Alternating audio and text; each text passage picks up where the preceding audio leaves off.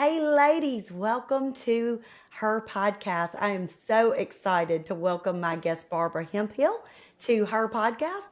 Barbara has so much to offer us. She has a lifetime of success in work and life, and I believe it's not only because she loves the Lord, but she also has figured out how to turn her clutter and chaos into clarity. And as women, many of us feel too overwhelmed to even think this is possible. So the past several months on her podcast, we have been going through a series called My True Identity, and we're looking at all the ways that we wrongly identify ourselves.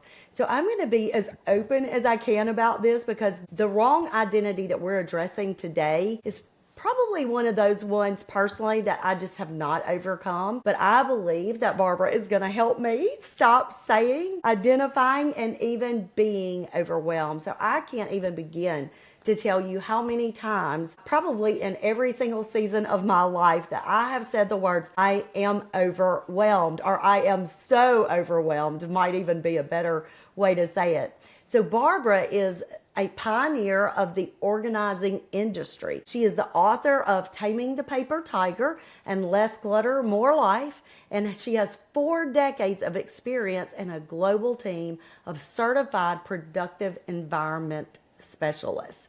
So Barbara says physical and digital clutter are often symptoms of deeper emotional and spiritual blockages, but she educates her audience with practical, hope-filled strategies to help them accomplish their work and enjoy their life. So Barbara, welcome to her podcast, and thank you so much for being here with us today. Well, Pat, thank you for the opportunity because I just feel God put me on earth to encourage women, especially Christian women who are feeling overwhelmed, because I don't think that's what He intended, and I think it's something we can work on. That's amazing because I'm one of them.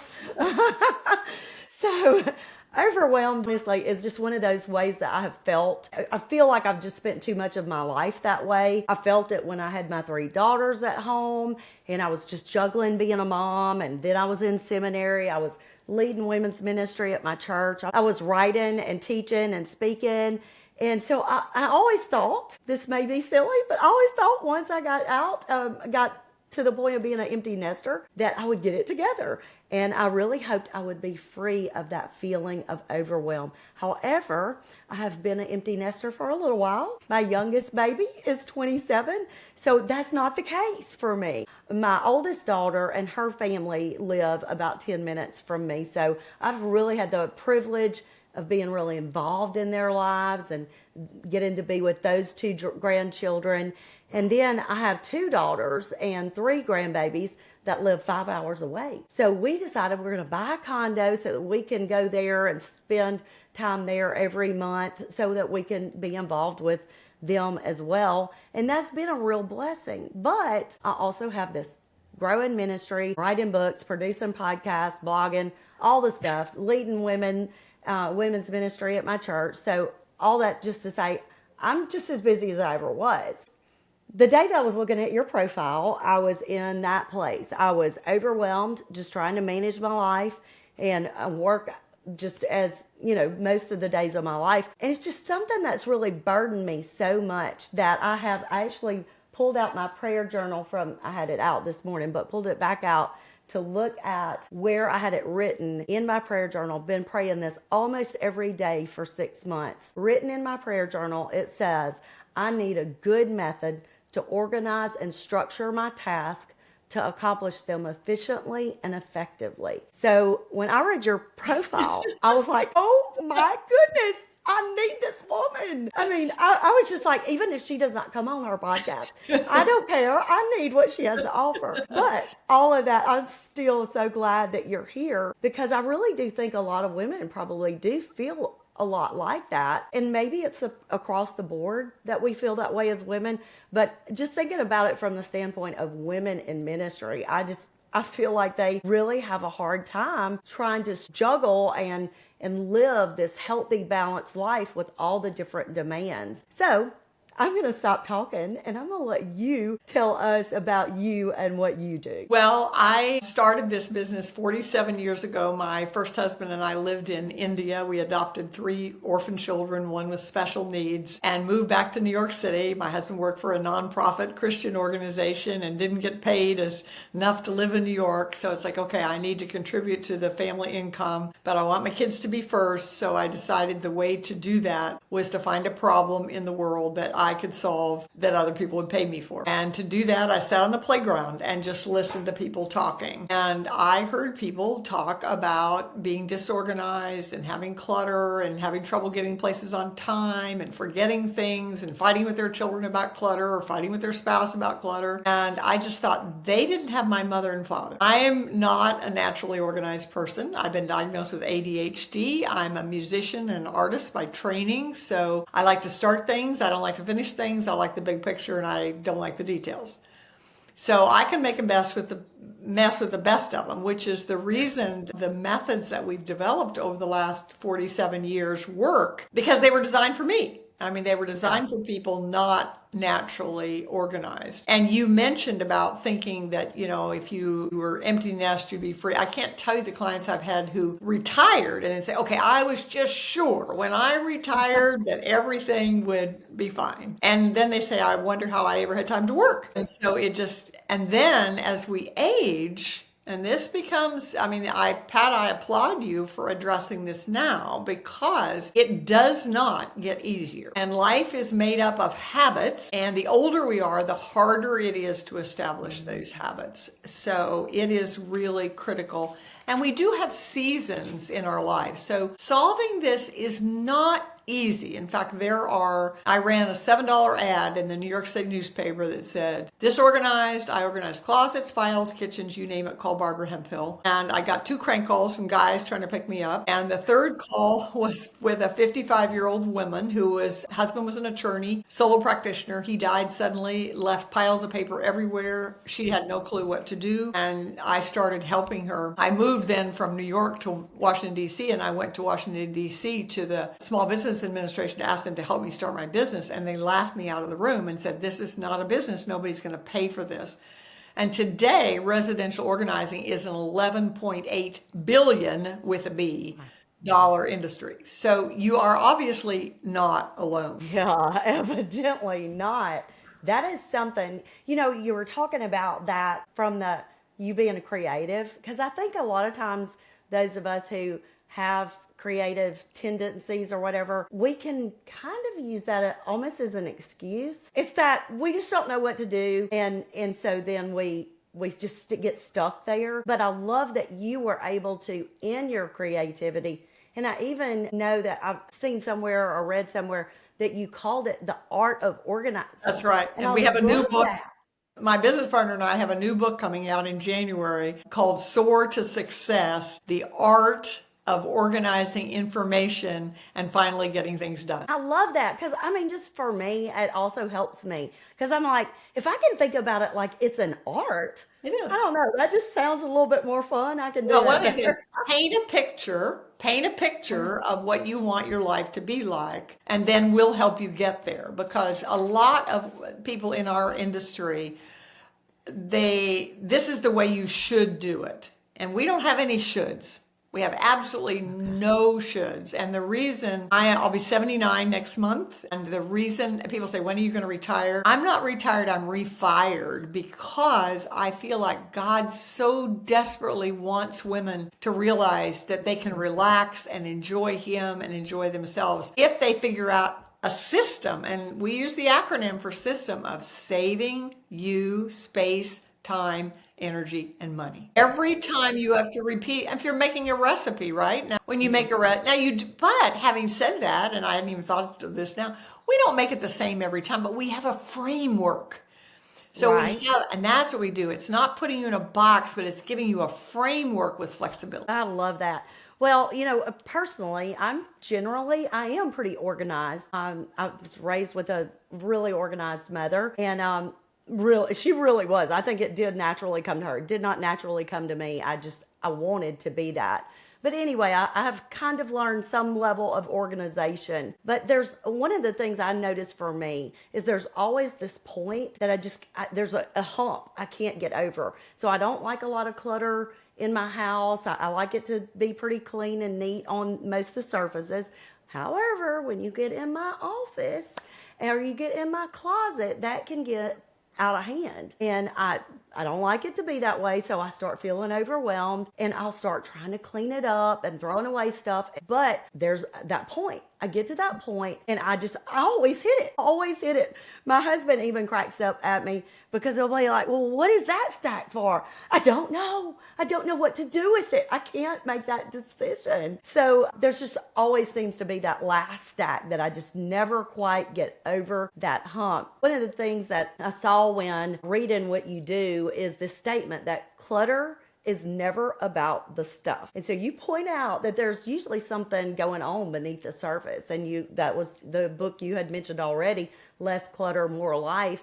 And you have that online program called Less Clutter, More Life. And just so my audience knows, I signed up and I am so pumped. And I just started that online program just this week. I had contacted somebody in your office about finding something in there. And they were like, golly, you've already done like 40% of the videos. I was like, you have no idea how excited I am. Oh, that's fantastic. Well, you made my day, Pat. Oh, you made my day. Well, good. I'm so glad. Well, in Less Clutter, More Life, your premise is that physical and digital clutter is a symptom of emotional and spiritual clutter. So will you just talk about that and help us as Christian women get to the bottom of that issue so that we can begin to make those changes and clear away some of the clutter in our own lives? Well, I learned the process. Okay, so I started with paper because I learned when I first started organizing, we could do the closets and the cupboards and that, but the paper was the hardest. And it's because of what the paper represents. Paper represents our hopes, our dreams, our fears, our expectations, and all of that. So that has to deal with the emotion. Well, then we moved into the digital age, so I began dealing with digital. Well, and then it's email, okay? So the emails.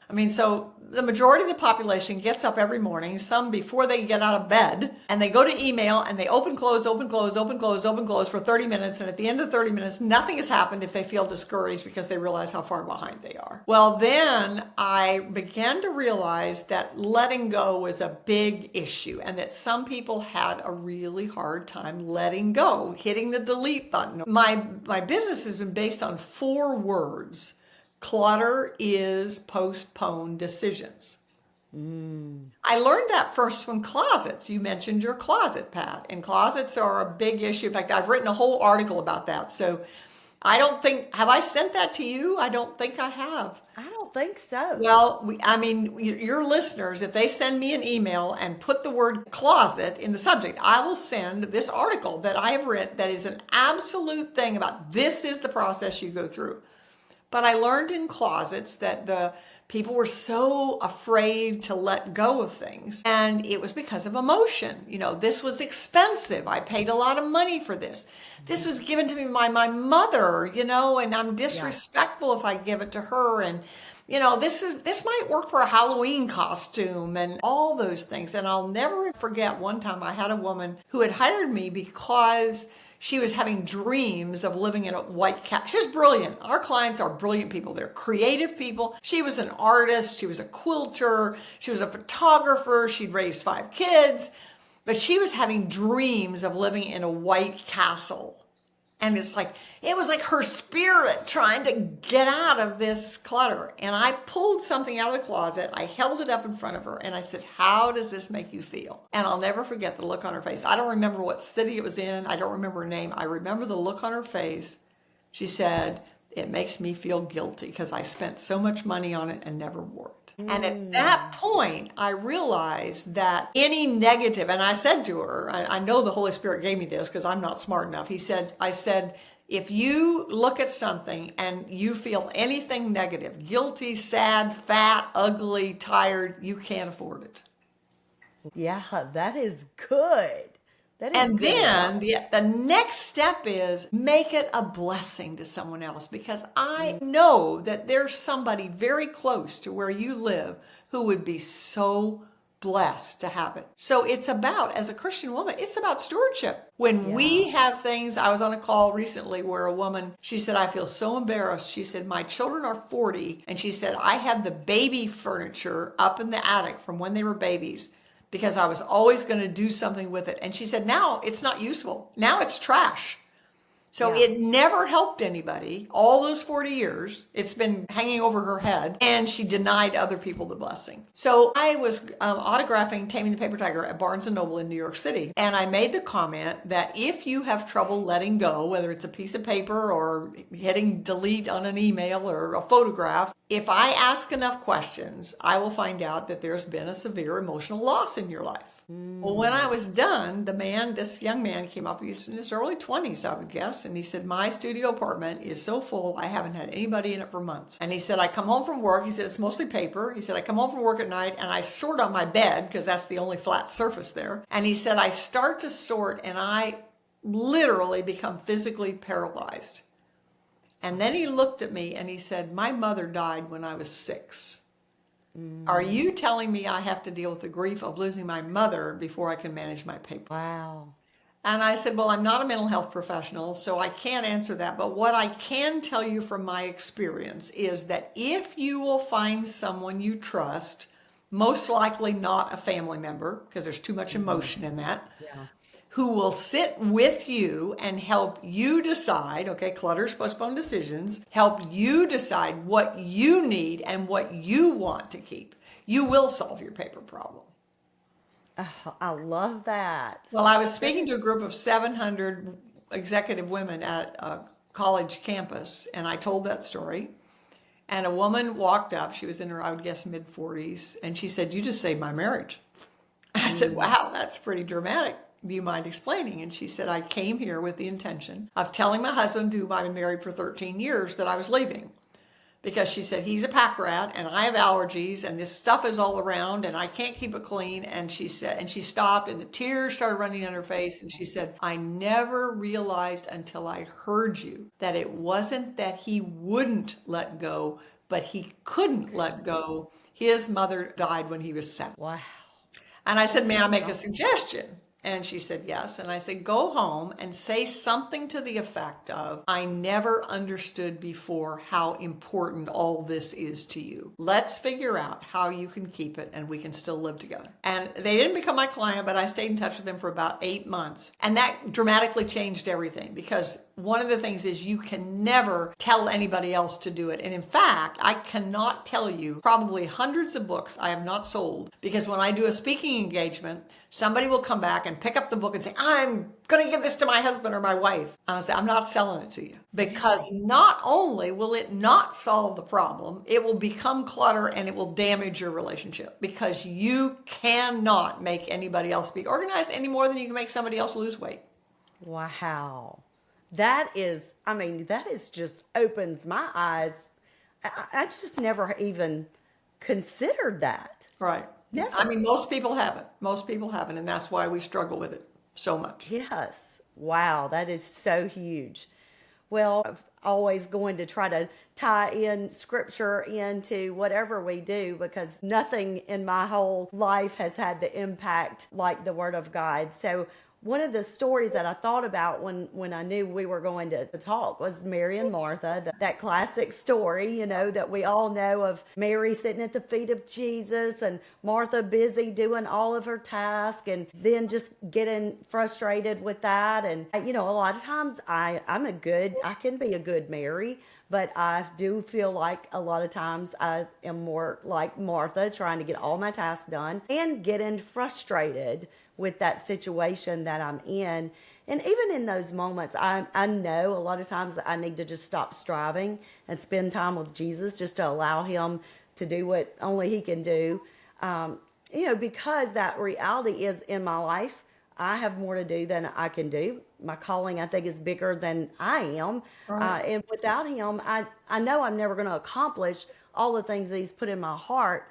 So with you saying that the key to organization and ultimately peace is a relationship with the Creator, can you explain to us what Jesus and organization have to do with one another, and how we have peace in all the demands of life?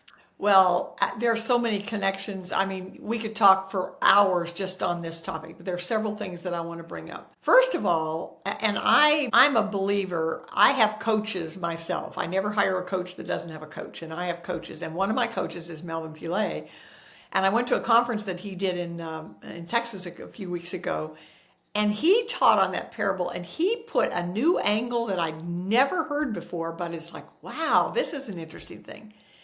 He said Martha invited Jesus to their house. Okay.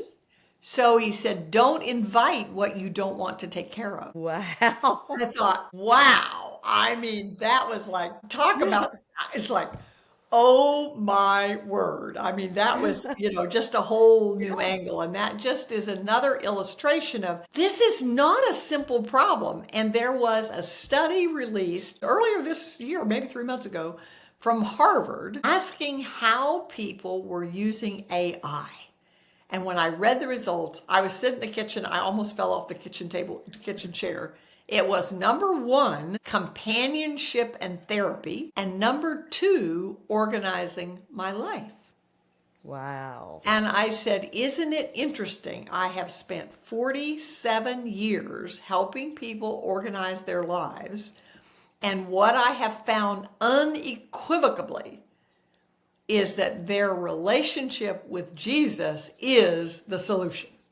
Wow. Companionship with Jesus. And it's like, okay, talk about Esther being born for a moment. I mean, I feel like I was born for this moment in history. Yeah.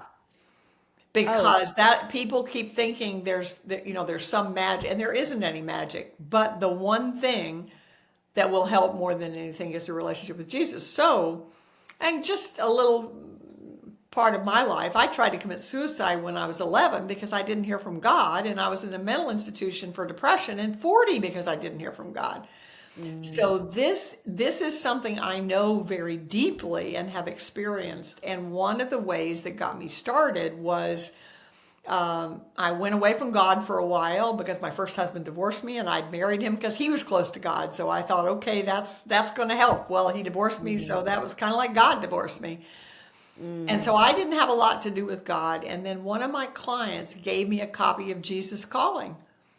And I said, okay, the one thing I'm going to do consistently is first thing in the morning before I do anything else, I'm at least going to read Jesus Calling. And that got me started. And today I spend 2 to 3 hours every single morning with Jesus in my prayer room, in my Doris chair before I do anything else. So that's really the connection. When you're doing what your creator created you to do, then you can always figure it out. So well, be careful what you invite. I think that's something to think about, because I think Christian women are not good at caring for themselves. They're very good at caring for other people and not good at caring for themselves. And we want to fix everything. And we're not supposed to fix it. It's God that's going to fix us, not us. We may be a vehicle, in fact, so I have a charity that I started in India called the Shepherd's House Ministry. And at one point, I was going through a financial challenge, and I wasn't able to give them the amount that I normally have. And I was just heartbroken. And one of my coaches said to me, God is doing this to you because by believing that if you don't help him, he's not going to be okay, you're making yourself God. Oh, wow. Yeah. Yeah. And it made sense. I just never thought of it that way. Yeah. So I went back to him and said, I'm really sorry, I can't donate what I have. And he said, oh, it's already, just keep your prayers. And other people have chipped in and they've survived. So, we live and learn. So that's so good. Well, when you and I initially met, we had talked about how the enemy is working. John 10:10 says he comes to steal, kill, and destroy in our lives. And you talked about it from the standpoint of when we identify ourselves as overwhelmed, and just merely by saying I am overwhelmed, that we're allowing that enemy kind of a space to work like that. So will you explain what is happening spiritually speaking when we're lining ourselves up with these thoughts and beliefs about ourselves and about our lives?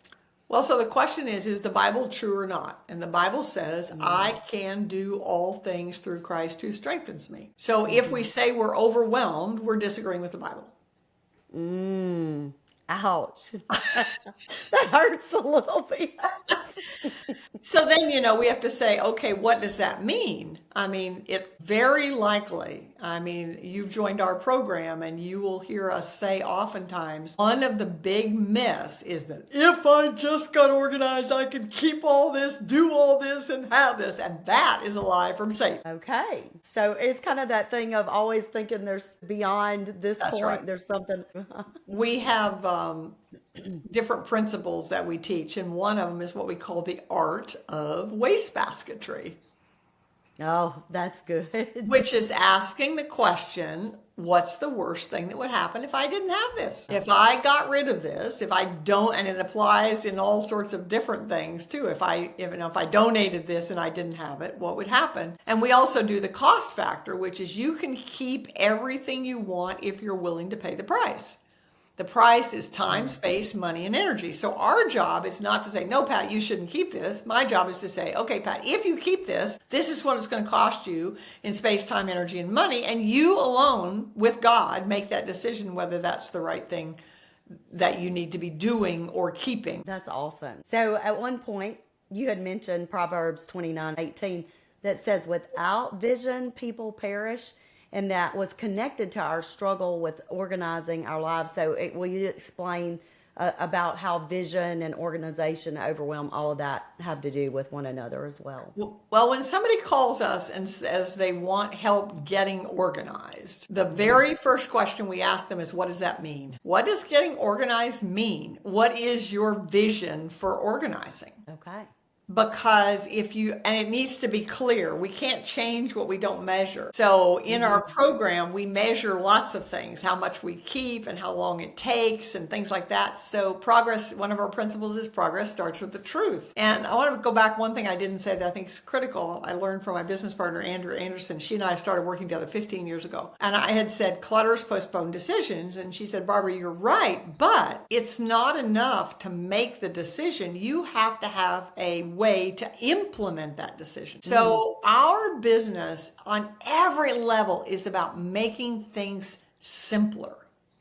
So I'm going to share with you an example of what I mean by that. And I'm going to look at paper first. So if you have a pile of papers and you mentioned, having a little stack left, right? Okay, I've done most of it, but now I've got that little stack. Well, probably that's where the emotion is coming in. But the good news is there's only 3 decisions you can make about a piece of paper. Okay. And that's where we call the art. So it's action. This piece of paper requires action on my part. Reference, I don't have to do anything with it right now, but I don't have the guts to throw it away because I might want it someday. And toss. Those are the only 3, and we call it the first sort. So we can go into a client and take piles of paper and say, okay, we're going to do a first sort, which is action, reference, and toss. And then you go deeper from that, but that makes it simpler. You have to have a system to do. We've learned with organizing, and in the program that you're in, we've realized there are 3 things that make it work. First is there is a system, a framework. You cannot clear clutter randomly. That's just shuffling. And in the closet article that I mentioned about, there is a specific system. One of the things in there is identify how long you're going to work on this project and allow 10 minutes for cleanup for every hour that you're spending. Okay. Because when you're cleaning out, you'll find something that goes someplace else. And you'll walk there to the garage or to the other. And the next thing you know, it's like you're over there and then you're over there. So it's like, okay, we're staying right here. And then we're making a pile for donate and a pile for go to the garage and a pile for ask my husband or whatever. Everything's going to get worse before it gets better. That's the way organizing is. But then at the end of that hour, you have 10 minutes to say, okay, now get those things where they belong. That changes everything when you do it that way. Yes, I can see that. Yeah, it really does. Well, the next question, I feel like you've kind of already a little bit talked about it because you've talked about postponed decisions. But I guess in my mind, I'm using the word procrastination. So I was just wondering what you thought about, where does procrastination come in? Is it anything other than, like you have mentioned or talked about, the emotion of it? Because I just think for me, procrastination would probably be, especially like that little pile, where I'll just end up going and putting it, okay, well, I don't know what to do with that. So maybe you've just fully already answered that, but that was just something I had No. wanted to It's ask you. still, You no, feel no. like I mean, that's still a deep, going and, yeah, this is a okay, deep, I mean, this is a deep, I mean, there just isn't, if this were easy, we wouldn't have millions of people struggling with it. I mean, you wouldn't no, have the majority of the population trying to figure out how to organize their life with AI if it were easy, right, because right, that's where the art comes in.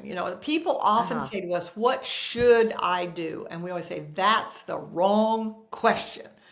The okay, question is, what will you do? So if the vision is strong enough, we can always figure out a way for you to get there. Where does procrastination come in? It can be at several levels. One of them is we often overestimate how long something takes that we don't like to do, and we underestimate how long we spend on the things we like to do. okay, So that's one thing. Another one is okay, that procrastination is a way of not dealing with the emotion. I don't want to go with the emotion, so I'll deal with that later. When you pick up that piece of paper and you can't decide, I'll decide later. It's quite likely what you're doing is avoiding the emotion you're going to feel. Let me give you a perfect example that I've run into hundreds of times. Photographs. One example, I was in actually a big church organization, and the executive director had hired me because there was an employee who'd been there over 20 years. Wonderful employee, everybody loved her, but she was a pack rat. And she got a new boss, and the new boss said, "I'm not living with this. You have 90 days to clean this up and keep it that way, or you'll lose your job." That's the bad news. The good news is I'm going to hire Barbara Hemphill to help you. Well, she wasn't really thrilled about that. And so I said, and I wasn't thrilled about it. So I gave her the book, Less Clutter, More Life. And I said, if you read that book, which you can read in an hour, less than an hour, you'll know whether you want to work with me. You'll know whether my heart and your heart are going to be in the same place. Well, she did hire me. And we went in, and one of the things we found in her desk were photographs of employees' children. okay. And she said, She kept it all. I can't throw these away. I mean, that feels terrible. Well, when you're holding on to something that belongs to somebody else, but it's keeping you from doing what you're doing, you're preventing what God wants. So what do? We prayed for the children. So we looked at the photographs, we said their names, we prayed for the children, and then we threw them away. So that's just one way to deal. That was a procrastination because she didn't want to go through the emotion. The thing is, you're going to have the emotion. You're not going to avoid the emotion. You're not. Yeah, yeah, But with God, all things are possible, so you don't have to do it alone. I'll tell you an experience I had just recently. I had up in my attic a file cabinet with 40 years of memorabilia from my business. And I had a sign on the side that said to my kids, when I die, you can dump this. There's nothing important in here that you have to worry about. So I was giving them permission to throw it away because I didn't really want to go through it. Well, then I don't know what prompted it, but I decided I wanted to go through it because I might find some things that would be interesting or whatever. And I started to do it by myself. I couldn't do it.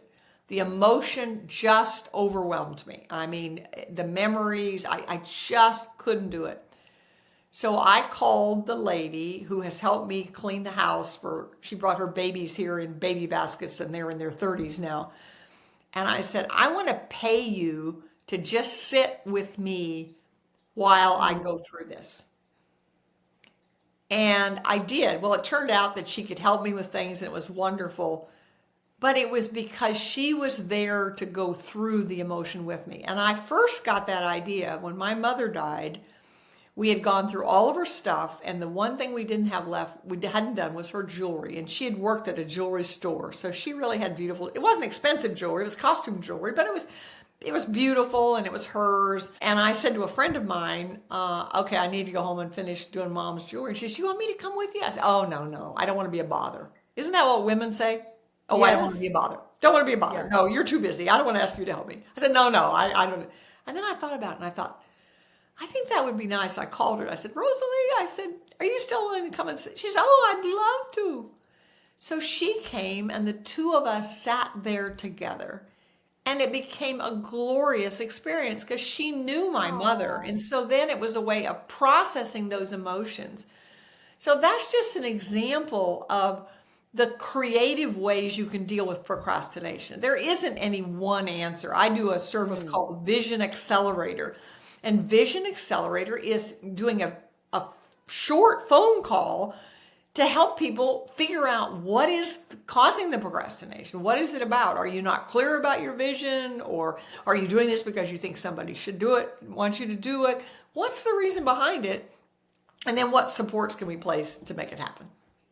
that's amazing. I may be calling you for that too. You're gonna It's be like, really, oh my goodness, this it's, woman. it's really an amazing because I just had a client where one of the questions I ask, and this is a question that I think all of your listeners should ask themselves. If I leave this earth tonight, what regret will I have?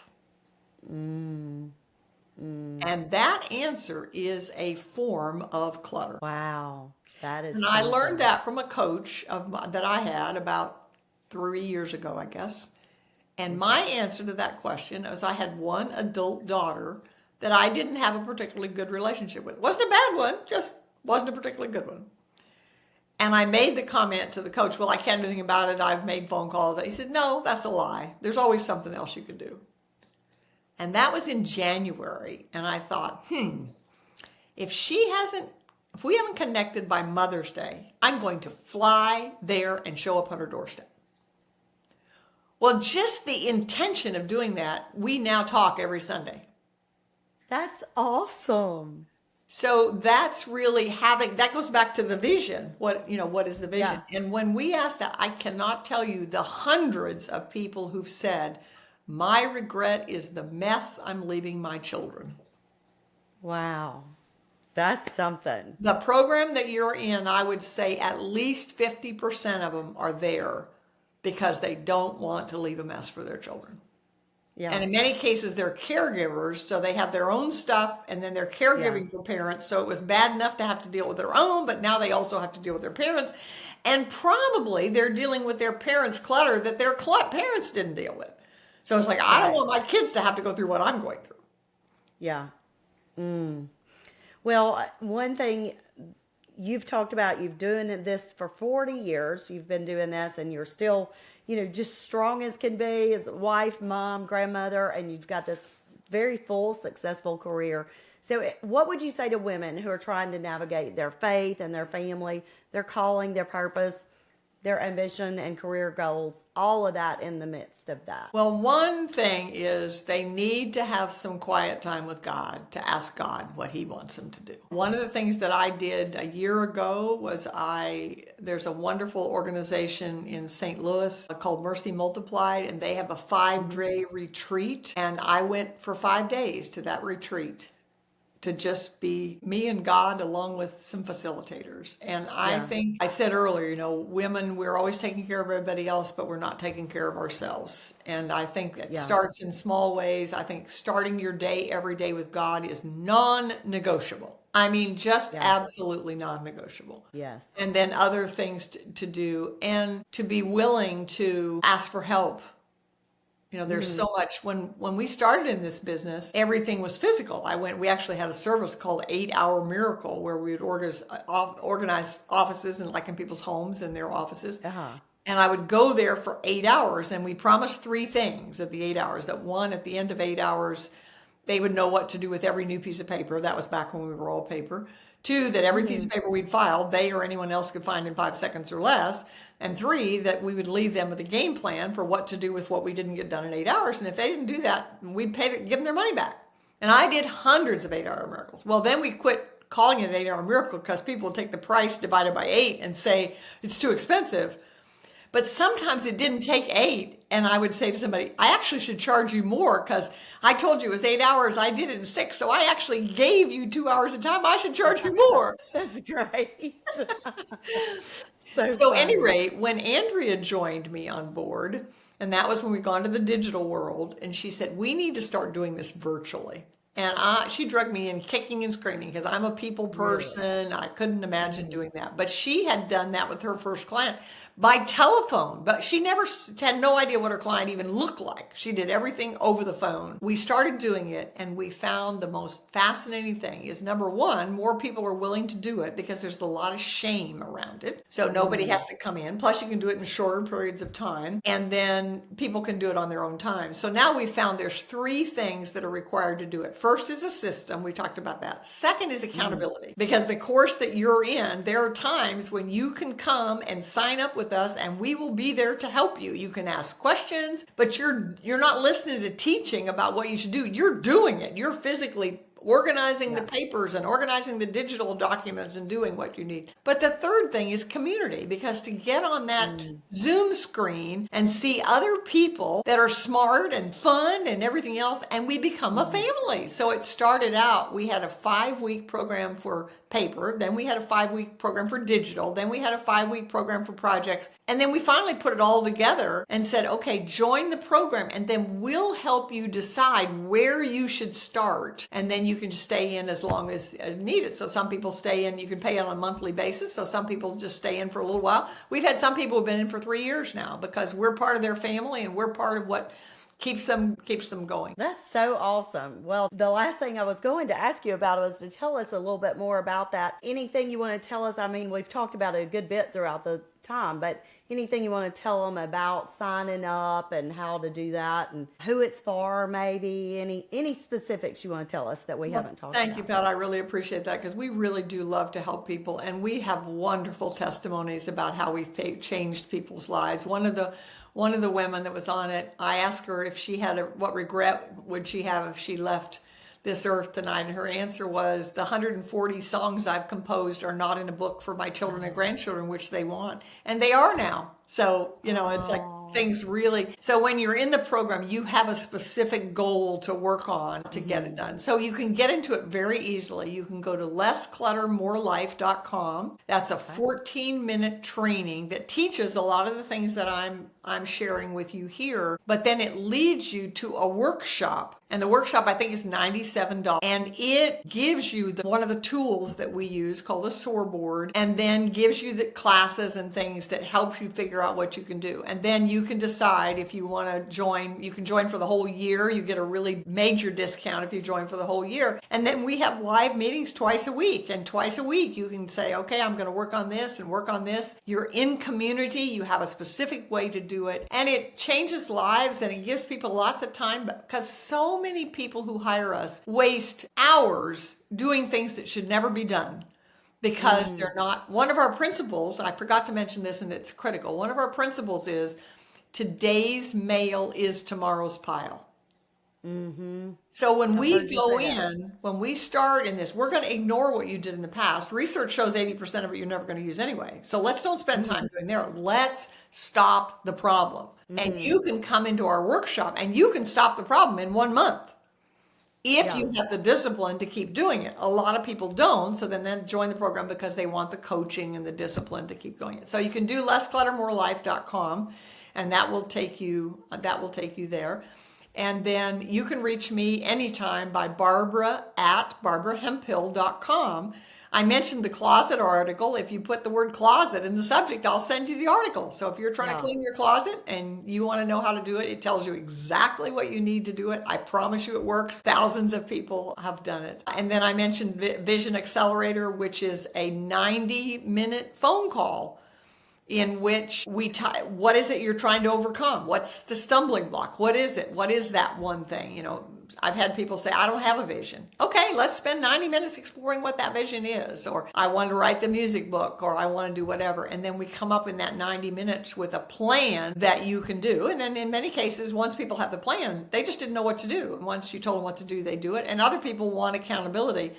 So then we can add on it, and the woman with the textbook did that with the course book, was it's unlimited texts. And you can text anytime you have a question, and the text will have homework. But you can't do another text until you've done that homework or explain why you're not doing it. And that gives you that accountability, and it's very quick and very easy. And so we work in an artistic way, and it isn't all one thing meets all people. So if you reach out to us, we will help you when you fill out, go to Let's Clutter More Life. That gives us your email, that gets us in touch with you. And then we'll explore with you what is the best way to get the results you want. It might be, I have done thousands of 30-minute phone calls that I don't charge anything for. And at the end, I say, if this has been valuable, here's my ministry. You can donate, make a donation to my ministry. That's fine. For someone who's ready to change, there's always help there that's affordable. That's so good. That's such great information. Don't forget, less clutter, more. What is it? Life. Less clutter, more life. more Okay. I love what you're doing, and I know that you're making a huge difference in so many people's lives. So thank you for being a guest on her podcast today. And if there's anything else that you'd like to share before we wrap up, I'll give you another one minute. thing. Okay. Never give up. As long as you are breathing, God isn't done with you yet. And I love the verse in Joel that says, the Lord will restore the years the locusts have eaten. And Pat, there are so many dreams that God gave me decades ago that have not come true yet. But I haven't given up, and I hope you won't either. I love that. Thank you so much. Well, I do want to say we thank you so much for listening, and we're so thankful for you. We hope you found healing and encouragement for your real life today. And if you found this podcast beneficial, take a moment to rate and review and share this podcast with others. I always think that's one of the ways that other people can find us and get the words of encouragement that they need from what we're sharing today. Also, if you haven't joined me on social media, pick your favorite platform, Facebook, Instagram, Pinterest, and check out my website, onfire-ministries.org, where you can find free biblical resources or purchase a Bible study for yourself personally or a group study. And until we meet again, have a blessed and beautiful day.